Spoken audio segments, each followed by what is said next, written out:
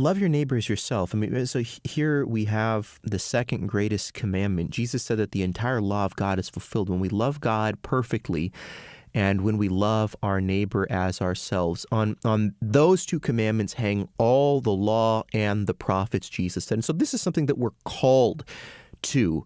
And that certainly relates to the love of the brethren. But loving our neighbor is not fulfilled in just loving our brethren, that is, the people who are like us. And isn't that, of course, what Jesus made very clear in his Sermon on the Mount? We're called not just to love the people that are like us, the people who look like us and agree with our politics or theology or whatever else it is, but even our enemies. And I mean, that's the great call of Christ upon us. Love not just our friends, but even our enemies. Don't the Gentiles and the tax collectors love those who love them? What's going to be unique about you, my people, Jesus says, is you're even going to love your enemies. And isn't that precisely what Jesus did himself for us, we who were the enemies of God, pursued by the love of God? And so is love your neighbor as yourself the same as loving the brethren?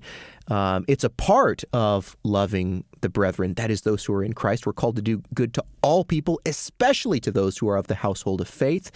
That's what the Apostle Paul says, but we're also called to love even those outside of the church, even those who wouldn't identify as our brothers and sisters in Christ. And so God help us to do that in light of the fact that God has done that for us.